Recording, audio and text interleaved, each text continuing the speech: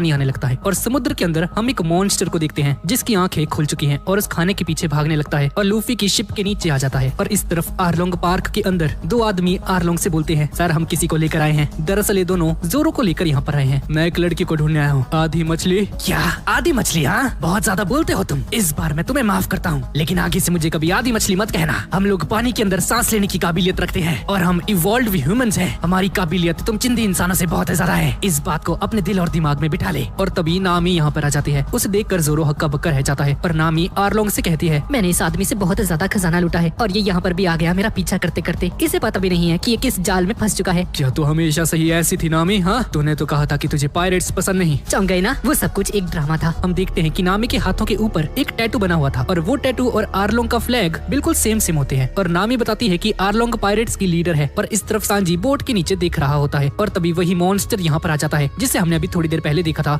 ये एक भैंस है क्या? कितनी बड़ी है? नहीं, गाय तो नहीं है, कहीं हिप्पो लग रहा है। लूफी उसे एक पंच मारता है। गम पिस्टल, जो मेरे खाने के पीछे पड़ेगा मैं उसे छोड़ूंगा नहीं। ये सब देखकर सांजी लूफी को लात मार देता है और सामने पड़े खाने को उस मॉन्स्टर के पास लेकर जाता है। ये लो, खा लो इसे, तुम बहुत भूखे लगते हो। ये मॉन्स्टर अपने दांत खोलता है और जैसे ही ये मॉन्स्टर अपने दांत खोलता है तो सांजी इसे एक किक मार देता है। युसाको को कुछ भी समझ में नहीं आता कि भाई अभी इतना प्यार दिखा रहा था इस पे, इसको खाना वगैरह दे रहा था और अभी इस पे लात में मार दी इसने। ये कैसा प्यार है भाई तेरा? दरअसल ये मॉन्स्टर उस सी फूड के साथ साथ सांजी को भी खाने वाला था, इसलिए सांजी ने इसे एक लात मार दी। ये मॉन्स्टर बहुत ज्यादा गुस्से में आ जाता है और इन पर हमला करने वाला होता है, पर तभी सांजी इसे खतरनाक लात मारता है जिसका नाम था कोरलियर शूट। इस तरफ उसॉप फाइनली जाग जाता है और सामने उसी लड़की को अपने सामने बैठा हुआ देखता है। ये लड़की बताती है कि इसका नाम है नोजिको और सामने वही बच्चा भी बैठा होता है और उसे पूछती है, तुम तो गोसा विलेज में रहते थे ना, तुम मारे जाओगे अगर तुमने उनसे दोबारा पंगा लिया। मुझे पता है, पर उन लोगों ने मेरे पापा को मार दिया। उन लोगों ने हमारे गाँव से सारा सामान लूट लिया और बहुत सारे लोगों को मारा, इसलिए मैं आरलोंग पार्क गया था उस मॉन्स्टर को मारने के लिए, लेकिन एक लड़की ने मुझे वहाँ से भगा दिया। मुझे फर्क नहीं पड़ता, अगर मैं मर भी जाऊँ मैं अपने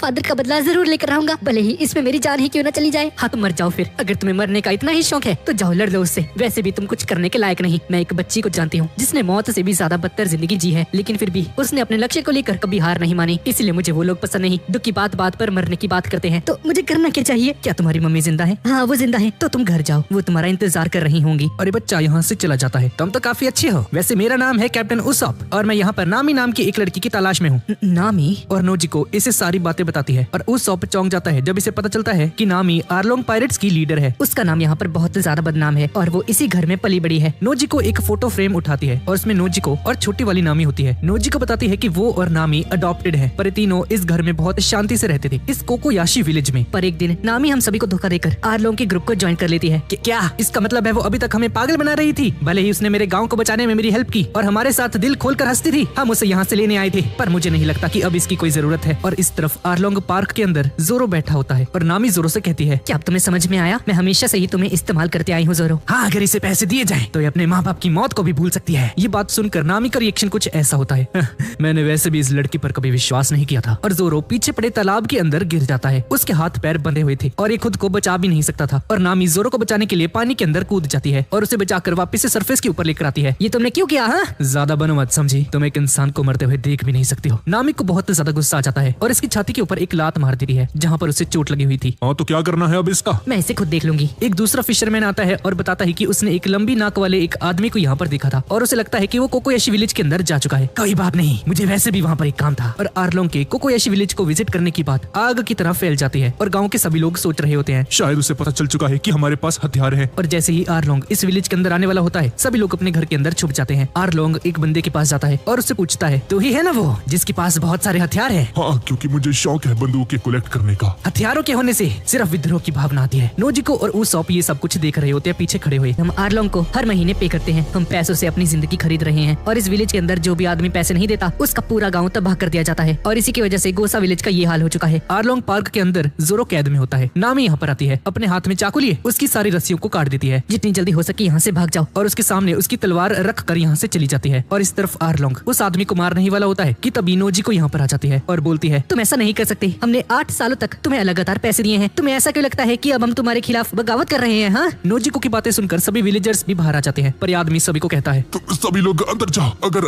आज हमने कुछ भी किया तो हमारे 8 साल बर्बाद हो जाएंगे। आरलोंग उसे जमीन के ऊपर फेंक देता है और उस आदमी को दोबारा से उठाता है और दोबारा से फेंकने ही वाला होता है कि तभी उसके हाथों पर एक हमला होता है। ये लोग पीछे मुड़कर देखते हैं और ये काम उसॉप का होता है। मेरा नाम कैप्टन उसॉप है और मैं समुद्र का एक बहुत बहादुर पायरेट पायरेट हूँ और अगर आज तुम्हें मरना नहीं है तो यहाँ से चले जाओ, भले ही तू 10,000 लोग लेकर आ जा, मैं एक एक को चीर कर रख दूंगा। बस इतना ही सुनने की देर थी और उसॉप बुरी तरह से डर जाता है। उसॉप यहाँ से भागने लगता है। गिनसम नाम का एक आदमी उसी आदमी को ट्रीटमेंट देता है और सामने से नामी भी यहाँ पर आ रही होती है और जैसे ही उसे देखते हैं तो सभी लोग अपने घर चले जाते हैं और सिर्फ नोजिको और गिनसान यहाँ पर बचते हैं और वो डॉक्टर भी जो कि इसे ट्रीट कर रहा था। नामी किसी की कब्र के सामने जाकर बोलती है, बस 70 लाख बेरीज और इसके बाद सब कुछ पहले जैसा हो जाएगा। पैसा सब कुछ ठीक कर देगा, चाहे कुछ भी हो जाए। मैं 10 करोड़ बेरीज इकट्ठा करके अपने गाँव का खरीद लूंगी। और इस तरफ जोरो चेयर के ऊपर बैठा होता है सभी फिशमैन्स को मारकर। जोरो लूफी का इंतजार कर रहा होता है और हम देखते हैं कि लूफी उस सी मॉन्स्टर को अपना पेट बना लेता है और उस पर सवारी करते हुए जा रहा होता है और इस तरफ उसॉप जैसे तैसे करके खुद को बचा रहा होता है एक पेड़ के साथ कैमोफ्लॉज होकर। और तभी एक फिशरमैन इसे देख लेता है और उसे पकड़ लेता है। उसॉप डर के मारे नीला पड़ जाता है और इस तरफ जोरो के सामने हाची नाम का एक बंदा आ जाता है। तो मुझे हाची पुकार सकते हो क्या? तुम हमारे कोई गेस्ट हो? हाँ, मुझे कोकोयाशी विलेज जाना है। ठीक है, तुम मेरे मेहमान हो। उस मटकी के अंदर बैठ जाओ, मैं तुम्हें वहाँ पर लेकर जाऊंगा। थोड़ी देर बाद आरलोंग अपनी आरलोंग पार्क के अंदर आता है और चौंक जाता है जब वो देखता है कि उसके सभी फिशमैन्स को किसी ने मार दिया है और इनमें से एक फिशमैन जो कि बहुत ज्यादा घायल है आरलोंग को बताता है, ये काम रोरोनोआ जोरो का है। क्या वो पायरेट हंटर? आरलोंग ये सुनकर चौंक जाता है और तभी वही फिशरमैन उस सब को लेकर यहाँ पर आ जाता है और इसे आरलोंग के सामने पेश करता है। और जब जोरो कोकोयाशी विलेज पहुंच जाता है तो उसे पता चलता है कि उसॉप को कैप्चर कर लिया गया है और आरलोंग के सामने होगा इस वक्त। और इस तरफ आरलोंग उसॉप के ऊपर पैर रखकर बैठा होता है। तुम जोरो के आदमी हो ना? अरे यार मुझे मत मारो प्लीज, अगर तुमने मुझे जिंदा रखा तो शायद जोरो यहाँ पर आ जाएगा। और तभी एक और फिशमैन यहाँ पर आता है और बोलता है, इन सब के पीछे पक्का नामी का हाथ होगा और शायद ऐसा भी हो सकता है कि वो जोरो के साथ हमेशा सही काम कर रही थी। हाँ, वैसे भी धोखा देना उसकी काबिलियत है। नामी यहाँ पर आ जाती है और बोलती है, मेरे बारे में फालतू बातें बनाना बंद करो। मैंने 8 साल पहले कसम खाई थी कि मैं तुम लोगों के साथ काम करूंगी। मुझे माफ करना नामी। तुम कब तक मुझ पे शक करते रहोगे? हाँ। और तभी हाची भी यहाँ पर आ जाता है और अपने भाइयों की ऐसी हालत देखकर बहुत ज्यादा गुस्सा हो जाता है। मैं तुम सभी को कभी माफ नहीं करूंगा, एक बार वो मिल जाए जिसने ये काम किया। उस सब अपने मन में सोचता है कि बस थोड़े ही टाइम की बात है, इसे बस किसी तरह से इन्हें उलझा कर रखना होगा और इसके बाद जोरो इसे बचाने के लिए यहाँ पर आ जाएगा और अपनी गुलेल निकाल कर इन्हें मारने ही वाला होता है। पर तभी नामी सामने आती है और उस सब को अपने डंडे से बहुत बुरे तरीके से मारती है। क्या तुम मुझसे लड़ना चाहती है? हाँ नामी, भले ही तूने हमारी शिप को चुरा लिया पर लूफी को अभी भी तुझ पे पूरा विश्वास है। उसने एक बार भी तुझ पर शक नहीं किया और अभी भी तुझे वो नेविगेटर के रूप में देखना चाहता है। तू उसके साथ ऐसा कैसे कर सकती है? मैं सिर्फ पैसों पर विश्वास करती हूँ। वो सामने खड़े एक फिशरमैन से उसका चाकू निकालती है। उस सॉप बुरे तरीके से डर जाता है, अपने बैग से एक बॉल निकालता है और नामी पर हमला करता है और तभी चारों तरफ स्मोक हो जाती है और इसका फायदा उठाकर नामी उस सॉप के पेट के अंदर चाकू घोंप देती है। नामी उस सॉप को मार देती है और उस सॉप पीछे तालाब के अंदर गिर जाता है। उस सॉप पानी के अंदर डूबने लगता है और उस खून से लथपथ चाकू को उस फिशमैन को दे देती है। मेरा सिर्फ एक ही मकसद था इस आरलोंग ग्रुप को ज्वाइन करने का और वो है अपने गाँव को कोयाशी विलेज को खरीद लेना। मेरे पास बहुत ही जल्द 10 करोड़ बेरीज हो जाएंगी। हाँ, मैं उस वादे को नहीं तोड़ूंगा। जॉनी ने ये सब देख लिया था कि नामी ने उस सॉप को कैसे मारा। इसके बाद हम लूफी को देखते हैं जो कि अभी भी उस मॉन्स्टर की सवारी कर रहा था और ये मॉन्स्टर जमीन के ऊपर जाकर टकरा जाता है और इसी मॉन्स्टर बुरी तरह से घायल हो जाता है। और जैसे ही ये शिप लैंड करती है तो यहाँ पे जोरो भी खड़ा होता है और ये शिप जोरो से टकरा जाती है। सालो मुझे मारना चाहते हो? हाँ? इस तरफ नामी अपने रूम के अंदर जाती है और हम देखते हैं कि इसका पूरा का पूरा रूम नक्शों से भरा हुआ था। और इसके बाद नामी एक फ्लैशबैक को देखती है जहाँ पर बचपन में आरलोंग उसे यहाँ पर लेकर आया था इस रूम में। नामी मन ही मन कहती है, मेरे पास कोई और रास्ता नहीं था इसलिए मुझे वो करना पड़ा। और इस तरफ जॉनी सभी के सामने आकर इन सभी को बताता है कि उस सब को नामी ने मार दिया है। ये बात सुनकर ये तीनों हक्के बक्के रह जाते हैं और बीच के ऊपर हम एक अजीब से आदमी को देखते हैं जो कि अजीब से कपड़े पहनकर घूम रहा होता है। तो गाइस, नामी ने ऐसा क्यों किया और क्या है इसकी बैक स्टोरी और नामी ने उस सब को क्यों मारा और ये बंदा जिसे हमने अभी देखा ये है कौन? ये सब जानने के लिए अगला वाला पार्ट नहीं, यही वाला पार्ट देखिए। अब जॉनी इन सभी को बता देता है कि नामी ने उस सब को मार दिया है। ये बात सुन के लूफी जॉनी का कॉलर पकड़ लेता है। फालतू की बातें करना बंद करो। पर मैंने उसे अपनी आंखों से देखा था। मैंने कहा ना, फालतू की बातें करना बंद करो। नामी कभी ऐसा नहीं कर सकती, हम लोग दोस्त हैं। और तभी पीछे से नामी यहाँ पर आ जाती है। दोस्त? हाँ, मजाक करना बंद करो लूफी, तुम बस पागलों का एक झुंड हो जो कि एक साथ काम कर रहे हैं। नामी,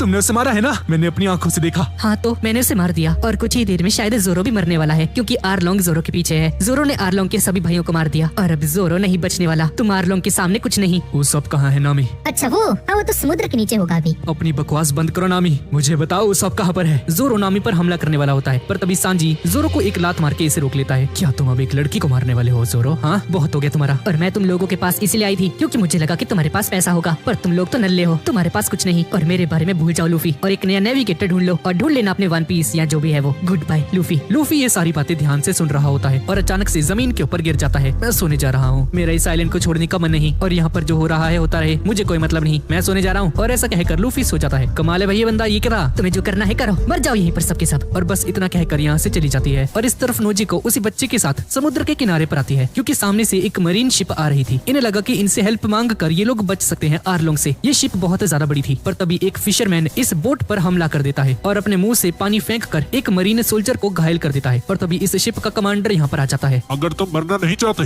तो चुपचाप सरेंडर। पर बंदा इसे भी आसानी से मार देता है और एक दूसरा फिशरमैन नीचे से बोट को तोड़ रहा होता है और तीसरा ऑक्टोपस वाला हाची एक बड़े से पहाड़ को खिसकाते हुए आगे की तरफ लेकर जा रहा होता है और उसे तेजी से घुमाता है, जिसकी वजह से पानी में एक वर्लपूल क्रिएट हो जाता है और पूरी शिप उस बवंडर के अंदर समा जाती है। और उसी के साथ साथ नोजी को, उस बच्चे और सभी विलेजर्स की उम्मीदें भी डूब जाती हैं कि वो अब बच सकते हैं। एक आखिरी उम्मीद थी जो कि अब खत्म हो चुकी है। और इस तरफ लूफी आराम से सो रहा है। भाई इसे कोई मतलब नहीं है, आर्लोंग इन्हें मारने वाला है। अबे ओ लूफी, आर्लोंग मारने वाला है हमें, तू सो रहा है यहाँ पे, क्या हरकतें ये? यहाँ पर रुकने की हमारे पास कोई वजह नहीं। एक वजह है, लूफी यहाँ पर है तो मैं भी यहीं पर रहूंगा। एक मिनट, अब तुम ये मत कहना कि तुम नामी को दोबारा से हमारी टीम में ज्वाइन करवाना चाहते हो। नहीं, मुझे उस लड़की से अब कोई मतलब नहीं। लूफी ही डिसाइड करेगा कि कौन हमारा नेविगेटर बनेगा और अगर वो नामी है तो मैं नामी को यहाँ पर लेकर आऊंगा। ठीक है, समझ गए हम लोग। और ये दोनों यहाँ से चले जाते हैं। सांजी जोरो से पूछता है, जोरो तुम्हें क्या लगता है नामी क्यों रो रही थी? क्या वो रो भी रही थी? हाँ, नहीं बाहर से तो नहीं, लेकिन अपने दिल के अंदर। हो सकता है कि उसने उसॉप को मारा इसलिए वो रो रही थी। क्या तुम मजाक कर रहे हो ना? तुम्हें सच में लगता है कि वो उसॉप को मार देगी? और तभी हम देखते हैं कि उसॉप मरा नहीं है, ये बंदा जिंदा है और ये भागते हुए इन सभी की तरफ आ रहा होता है। और अभी थोड़ी देर पहले बीच के किनारे जिस बंदे को हमने देखा था वो कोई और नहीं उसॉप ही था। दरअसल नामी ने उसॉप को चाकू नहीं मारा था, बल्कि उसने अपने हाथ पर ही चाकू मारा था और सबके सामने ऐसे एक्ट किया जैसे कि उसने उसॉप को मार दिया है। और अगर नामी ऐसा नहीं करती तो शायद आर्लोंग इसे सच में मार देता। इसलिए इससे पहले कि आर्लोंग इसे मारता, नामी ने ये नाटक रचकर उसॉप की जान बचा ली। और ये सारी बातें उसॉप जल्द से जल्द जोरो और लूफी को बताना चाहता है। और इस तरफ जोरो और सांजी ये दोनों एक छोटी सी बात पे लड़ने लगते हैं कि तभी उसॉप बीच में आ जाता है और ये अटैक उसॉप को लग जाता है। उसॉप,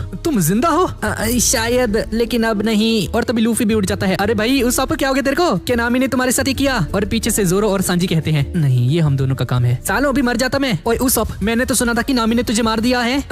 नहीं लूफी, ये पूरी तरह से सच नहीं है, बल्कि नामी ने तो मेरी जान बचाई है। और इस तरफ हम नोजिको को देखते हैं और जैसे ही अपने घर पहुंचती है तो वो देखती है कि सारी चेयर और बोतलें टूटी हुई होती हैं और घर के अंदर नामी थी। नामी कहती है, मैं बस यहाँ पर थोड़ा सा आराम करने के लिए आई हूँ। कौन है वो लोग? एक मिनट, क्या तुम उनसे मिल चुकी हो? हाँ, मैं मिली हूँ एक से। उसकी नाक बहुत बड़ी सी थी और मुझे वो एक नंबर का झूठा लग रहा था। तुम मुझे बता सकती हो इसके बारे में? तुम्हें याद है ना, तुमने मुझसे वादा किया था कि तुम मुझे सारी बातें बताओगी। हाँ, मैंने सोचा था कि मैं उन्हें भूल जाऊंगी, उन्हें अपने दिमाग से पूरी तरीके से हटा दूंगी, पर मैं जितना उन्हें भूलने की कोशिश करती हूँ उतना ही मुझे वो याद आते हैं। सच तो ये है कि मैं भूल गई थी कि मेरे ऊपर कितनी बड़ी जिम्मेदारी है। मुझे उनके साथ रहना पसंद है, काश मैं उनके साथ हमेशा रह पाती। दरअसल अभी नामी इन चारों की ही बात कर रही है और इस तरफ उसॉप इन सभी को बता चुका है कि कहानी क्या है। असली में नामी आर्लोंग के ग्रुप के साथ काम कर रही है और मुझे लगता है कि इसके पीछे कोई बहुत बड़ी वजह है। वो हमें कभी धोखा नहीं दे सकती, तो मुझे लगता है कि हमें आर्लोंग पार्क पर सीधा हमला कर देना चाहिए। तभी नोजी को यहाँ पर आ जाती है। तुम कुछ भी कर लो, उन्हें कभी नहीं हरा सकते। सब सोच रहे होते हैं कि ये लड़की कौन है और उसॉप इन्हें बताता है कि ये नामी की बड़ी बहन है और सांजी इसे देखकर इस पे फिदा हो जाता है। इसकी आंखों में दिल विल बन जाते हैं और ये सिंपिंग करना शुरू कर देता है। नामी को अकेला छोड़ दो और इस गाँव से चले जाओ। मैं तुम्हें उसकी कहानी बताने के लिए तैयार हूँ, सिर्फ एक शर्त पर। वो कहानी सुनकर तुम इस गाँव को छोड़कर चले जाओगे। हाँ ठीक है, मुझे उसके पास्ट से कोई फर्क नहीं पड़ता, मैं नहीं जानना चाहता। उस पे ध्यान मत देना, वो ऐसा ही है। हम तुम्हारी कहानी सुनना चाहते हैं। और जोरो एक पेड़ के पास जाकर बैठ जाता है और थोड़ी देर बाद ये भी सो जाता है और नोजी को समझ आती है कि नामी इन सभी को आसानी से भूल क्यों नहीं पा रही। ये सभी लोग बहुत ज्यादा इंटरेस्टिंग है और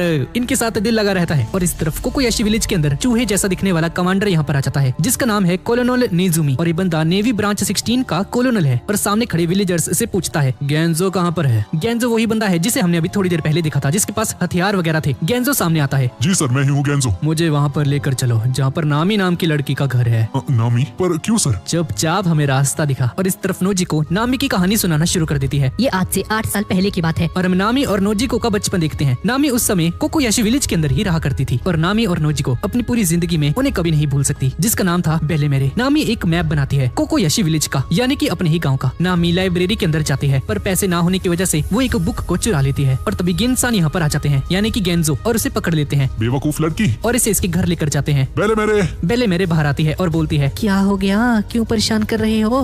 वेलकम होम नामी। इसने इतनी सारी चोरियां की हैं कि पूरे गांव में ये लड़की फेमस हो चुकी है। बेला मेरा उसे दिलासा देती है, कोई बात नहीं, तुमने उसकी बुक के लिए पैसे दे दिए ना, उसके लिए तुम्हारा बहुत बहुत शुक्रिया। अब मेरे पास पैसे नहीं है, लेकिन बाद में तुम मेरे साथ जो चाहो कर सकते हो। गिनसान ये सुनकर शर्मा कर भाग जाता है यहाँ से। अरे ओ क्या ये पागल वागल तू है? और ये दोनों हंसने लग जाते हैं। और तुम क्यों हंस रही हो? और उसे मारकर कहती है, अगली बार तुमने चोरी की तो तुम्हें 100 बार मारूंगी, समझी? नोजी को यहाँ पर आ जाती है। अगर मैं तुम्हारी जगह पर होती तो आराम से चुरा लेती, किसी को पता भी नहीं चलता। बेला मेरा इन दोनों को मारती है। चोरी करना बुरी बात है। अरे यार, हम तो मजाक कर रहे थे। ये देखो, नामी ने कितना बढ़िया मैप बनाया है। कोई भी यकीन नहीं कर सकता कि तुम्हारे जैसी एक छोटी सी बच्ची इस पूरे के पूरे विलेज का ऐसा नक्शा तैयार कर सकती है, और वो भी इतना बढ़िया। जी मॉम, मैं नक्शों के बारे में बहुत ज्यादा पढ़ती हूँ। और मुझे नक्शे बनाना पसंद है और इसके लिए मैं पूरी दुनिया का सफर करना चाहती हूँ और मैं उस हर जगह का नक्शा तैयार करूंगी जहाँ पर मैं घूमी हूँ। एक दिन तुम्हारा ये सपना जरूर पूरा होगा। अगले दिन बेले मेरे नामी के लिए एक ड्रेस बनाती है, पर नामी उसे देखकर बिल्कुल भी खुश नहीं होती है क्योंकि ये पहले नोजिको के लिए तैयार की गई थी और ये इसे फिट भी नहीं आ रही थी। नोजिको नामी से कहती है, अरे तो क्या हो गया, मैं तुमसे सिर्फ 2 साल छोटी हूँ, तुम ये फिट आ जाएगी, पहन कर तो देखो। इससे कोई फर्क नहीं पड़ता, मुझे नए कपड़े चाहिए और तुम मेरे बारे में मत बोलो, तुम मेरी असली की बहन नहीं हो, समझी? हमारा कोई खून का रिश्ता नहीं है। बेला मेरी ये बात सुनकर नामी को एक जोरदार चांटा मारती है। तो क्या हुआ? हाँ, अगर तुम सच में बहनें नहीं हो, ऐसी फालतू की बात दोबारा कभी मत करना।